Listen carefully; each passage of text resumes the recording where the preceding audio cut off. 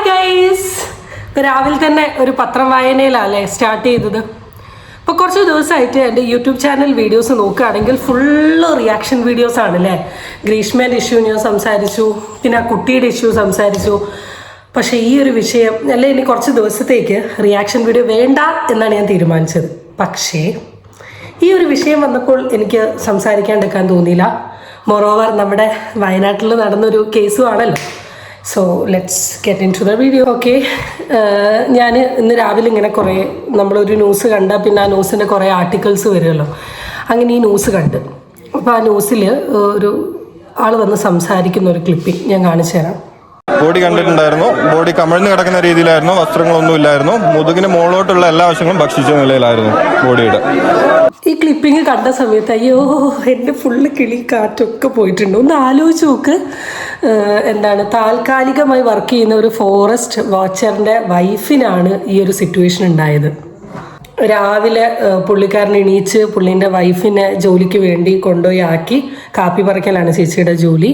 പുള്ളി തിരിച്ച് വന്ന് ജോലിക്ക് പോകാൻ നിൽക്കുന്ന സമയത്താണ് കോള് വരുന്നത്, ഇങ്ങനെ കടുവ ഒരു സ്ത്രീയെ ആക്രമിച്ചിട്ടുണ്ടെന്ന്. സ്വന്തം ഭാര്യയാണെന്ന് പോലും അറിയാണ്ടാണ് ആ ചേട്ടൻ അങ്ങോട്ട് ഓടി ചെല്ലുന്നതും. അതും ഇടുപ്പിൻ്റെ മേലെ ഭാഗം ഫുള്ള് കടുവ കടിച്ചിട്ട ശരീരം കാണേണ്ടി വരുന്ന ആ ചേട്ടൻ്റെ ഒരു അവസ്ഥ ആലോചിച്ച് നോക്ക്.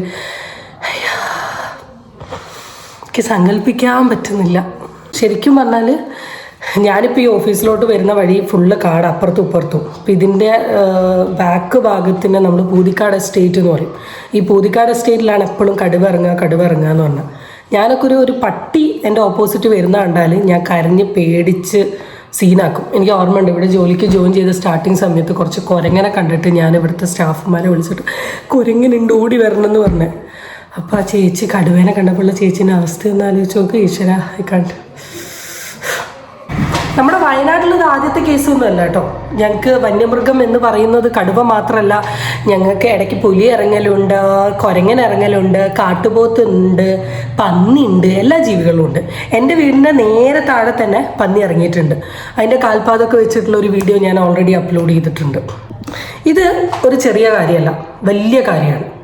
എപ്പോഴും ഈ ഒരു സിറ്റുവേഷൻ ഉണ്ടാകുന്ന സമയത്ത് ഒരു 3-4 ദിവസം നമ്മളെ മീഡിയയിൽ വലിയൊരു ഡിസ്കഷൻ നടക്കും, ഡിബേറ്റ് നടക്കും.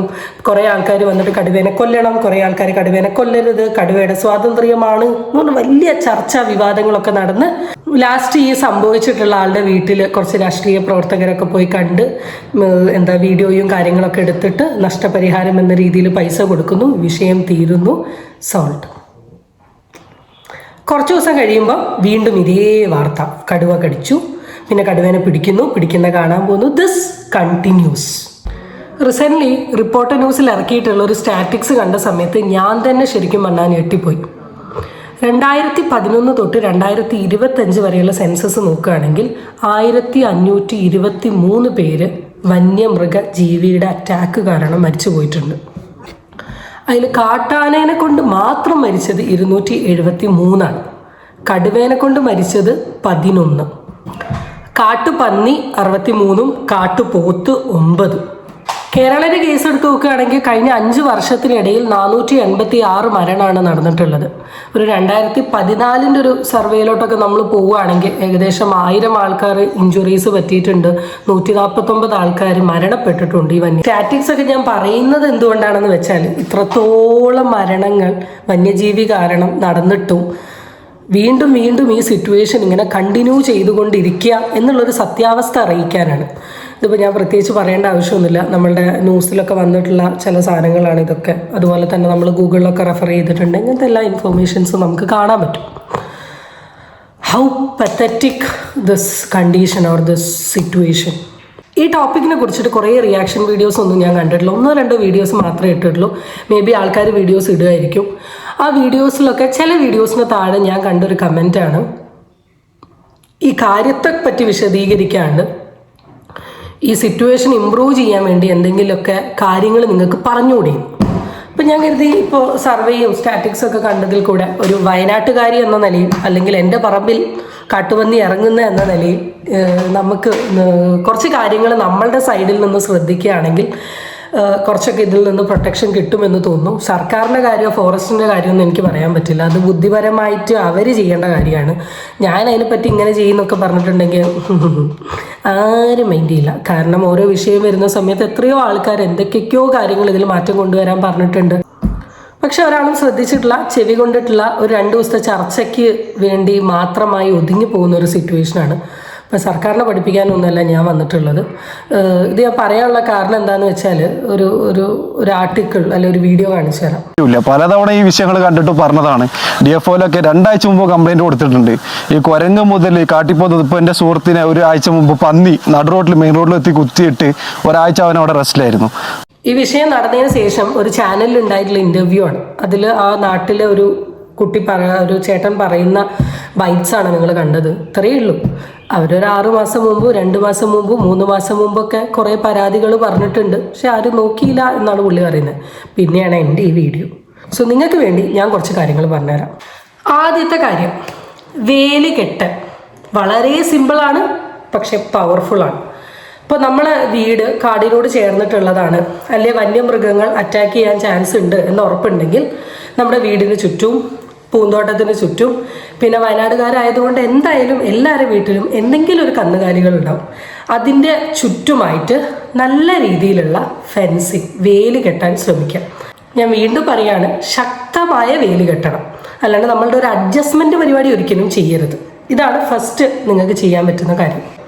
രണ്ടാമത്തെ കാര്യം, മാലിന്യം സുരക്ഷിതമാക്കി വെക്കുക എന്ന് വെച്ചാൽ നമ്മളെ മൃഗങ്ങളെ നമ്മളിലോട്ട് എപ്പോഴും അട്രാക്റ്റഡ് ആവുക അതിന് കഴിക്കാനുള്ള ഭക്ഷണം ഇങ്ങനെ തേടി വരുന്ന സമയത്താണ്. അപ്പോൾ നമ്മൾ വീടിൻ്റെ ചുറ്റും പരിസരം ഭാഗങ്ങളിലൊക്കെ നമ്മൾ വേസ്റ്റുകൾ ഇങ്ങനെ വെക്കുകയാണെങ്കിൽ വേസ്റ്റ് നോക്കി വന്ന് മൃഗങ്ങൾ നമ്മളിലോട്ട് വരാനുള്ള ചാൻസ് കൂടുതലാണ്. ഇപ്പോൾ വീട്ടിലുണ്ടാക്കുന്ന മാലിന്യങ്ങൾ വലിച്ചെറിയാണ്ട് നല്ല രീതിയിൽ എന്തായാലും പറയുക, സംസ്കരിച്ച് കളയാമെന്ന് നല്ല രീതിയിൽ ഒഴിവാക്കുക. അടുത്തൊരു പോയിൻ്റാണ് ആകർഷക വസ്തുക്കൾ ഒഴിവാക്കുക. ആകർഷക വസ്തുക്കൾ എന്ന് വെച്ചാൽ ഈ വൈൽഡ് ആനിമൽസിനെ നമ്മളിലോട്ട് അട്രാക്റ്റ് ചെയ്യുന്ന കാര്യങ്ങൾ ഉണ്ടാവുമല്ലോ. ഇപ്പോൾ ഫോർ എൻ എക്സാമ്പിൾ കമ്പോസ്റ്റ് കുഴി,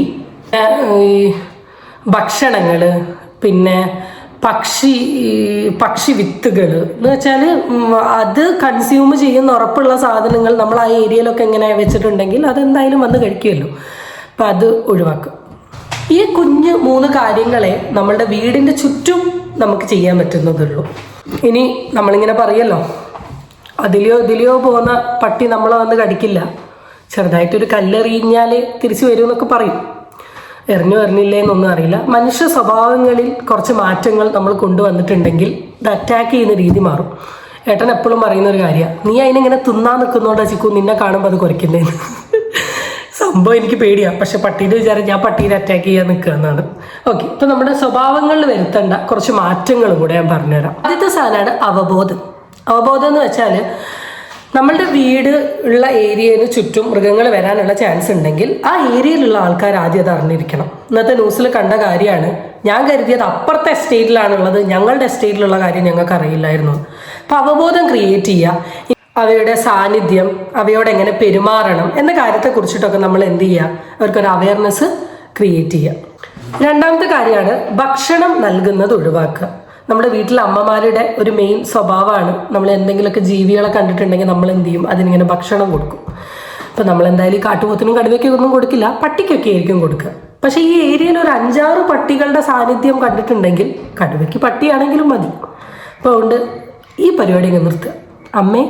അമ്മേനോടും കൂടി. പിന്നത്തെ ഒരു കാര്യമാണ്, നമ്മൾ ഈ വന്യജീവികളെ കുറച്ചൊക്കെ ബഹുമാനിക്കാൻ പഠിക്കണം. നമ്മൾ ഈ പറയില്ലേ, ഉത്സവ പറമ്പിലൊക്കെ കൊണ്ട് കുറേ നേരം ചൂടത്തൊക്കെ നിൽക്കുന്ന ആനകൾ ഭയങ്കരണം ഇതാക്കും എന്നൊക്കെ പറയുന്നത് എന്താണ്, ഇപ്പോൾ കച്ചറയും പ്രശ്നങ്ങളൊക്കെ ഉണ്ടാക്കും എന്നൊക്കെ പറയുന്ന പോലെ. അതുപോലെ നമ്മൾ വന്യജീവികളെ കുറച്ച് ബഹുമാനിക്കാൻ ശ്രമിക്കുക. ബഹുമാനിക്കുക ഇൻ ദ സെൻസ് അതിനിങ്ങനെ ഉപദ്രവിക്കാണ്ട് നിൽക്കാൻ ശ്രമിക്കുക, ഒരു സുരക്ഷിതമായിട്ടുള്ള അകലം കീപ്പ് ചെയ്യുക, ഇങ്ങനത്തെ കുറച്ച് കാര്യങ്ങൾ നമ്മളുടെ പെരുമാറ്റത്തിൽ കൊണ്ടുവരിക. പിന്നത്തെ കാര്യം എന്ന് പറഞ്ഞാൽ നമുക്ക് ചെയ്യാൻ പറ്റുന്നത് നമ്മളുടെ ആവാസ വ്യവസ്ഥയിൽ കുറച്ച് മാറ്റങ്ങൾ കൊണ്ടുവരുന്നത് എന്തുകൊണ്ടും നല്ലതാണ്. ഇങ്ങനെ പറഞ്ഞു പോവുകയാണെങ്കിൽ ഒരുപാട് കാര്യങ്ങൾ നമുക്ക് ചെയ്യാൻ പറ്റുന്നുണ്ട്. ഇതിനൊക്കെ ശരിക്കും പറഞ്ഞാൽ വേണ്ടത് ബുദ്ധിയും ബോധവുമാണ്. എന്ന് വെച്ചാൽ നമ്മൾ നിൽക്കുന്ന ചുറ്റുപാടിനെ കുറിച്ചിട്ട് നമുക്ക് അറിയാൻ പറ്റണം. എന്താണ് നമ്മളുടെ ചുറ്റുപാട്, എന്താണ് നമ്മളുടെ സാഹചര്യം, അവിടെ എന്തൊക്കെ പ്രശ്നങ്ങൾ അനുഭവിക്കാം, അല്ലെങ്കിൽ അങ്ങനെ പ്രശ്നങ്ങൾ അനുഭവിക്കുന്ന സമയത്ത് എന്ത് ഞാൻ ചെയ്യും, എങ്ങനെ തരണം ചെയ്യാൻ പറ്റണം എന്ന കാര്യത്തെക്കുറിച്ചിട്ടൊക്കെ നമുക്ക് തന്നെ ഒരു അവയർനെസ് ഉണ്ടാവണം. പ്രശ്നങ്ങൾ വരുമ്പോൾ പരാതി പറയുന്നത് കുറച്ചും കൂടി സ്ട്രോങ്ങർ ആക്കി ചെയ്യണം. നമ്മൾക്ക് ഒരു ആവശ്യം നിറവേറ്റണം എന്നുണ്ടെങ്കിൽ നമ്മുടെ 100 അല്ല 200 അല്ല 300 അല്ല 500% അതിന് എഫോർട്ട് എടുത്ത് ആ കാര്യം ഇങ്ങോട്ട് നടത്തിയെടുക്കണം. അതിനുള്ള ഒരു മനസ്സും കൂടെ ആർക്ക് വേണം? നമുക്ക് വേണം. അപ്പം ഇങ്ങനെയൊക്കെ കുറേ കാര്യങ്ങൾ ചെയ്താലേ ഇതിലൊക്കെ ഒരു മാറ്റം വരും എന്നാണ് എനിക്ക് തോന്നുന്നത്. So I thought that's it for the topic. എല്ലാവരും സ്റ്റേ ഹെൽത്തി, ആരോഗ്യത്തോടു കൂടി നിൽക്കാൻ ശ്രമിക്കുക, ആൻഡ് കുറച്ചും കൂടെ സ്ട്രോങ്ങർ ആവുക to all the legal system who works for us. Thank you. Stay tuned for the next video. Tata by.